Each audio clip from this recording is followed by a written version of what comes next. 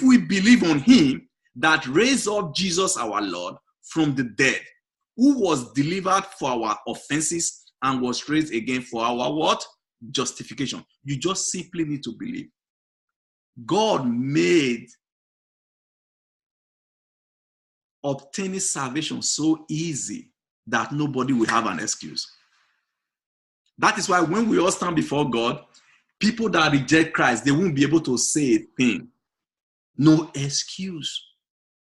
You just simply need to say, I believe. And the Bible said, if you believe with your heart and you confess with your mouth, you'll be saved. It didn't say if you pray for 7 days. It didn't say if you jump up. It didn't say if you shake your head. It didn't say if you drink holy water. It didn't say if you put anointing oil. It didn't say the pastor lay hands on you. He said if you believe in your heart. You see, it is so clear. It is so simple. This is the God we serve. And Paul is saying this. I'm taking all this to take us into chapter 5.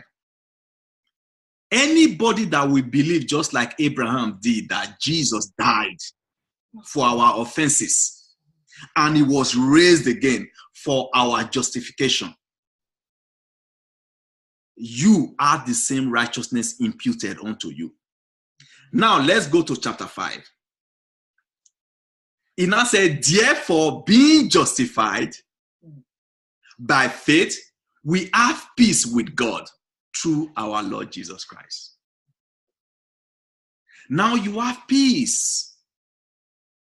What the word peace here means, it is more than just feeling, it's more than a feeling. You have this connection and open access that never closes. That's what it means. It never closes. It's between you and God. You know what it means?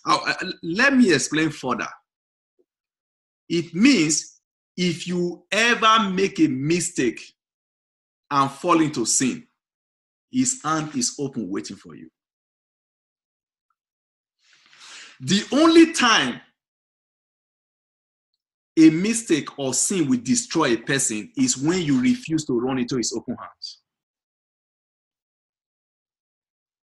When he says we have peace, it means you have direct access.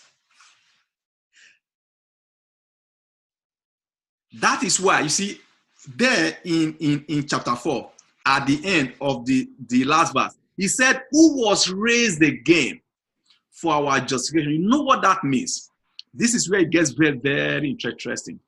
Jesus did not just resurrect from the grave so that you'll be justified and it ended there. Okay. This is where it gets interesting. Jesus resurrected, all right, also to make sure that the justification God for you is enforced in every way you need it to be enforced.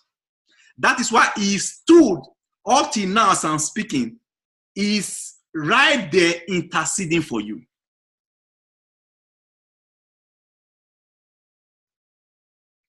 He is your high priest.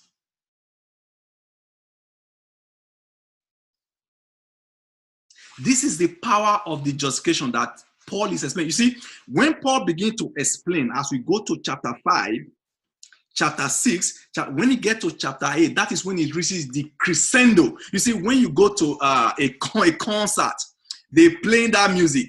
Chapter 8, it reaches that's when he began to say, what shall separate us from the love of Christ? That's what I call internal security. You so secure in God, Jesus paid for it.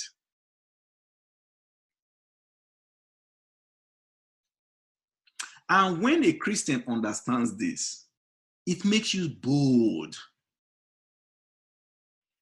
It makes you see,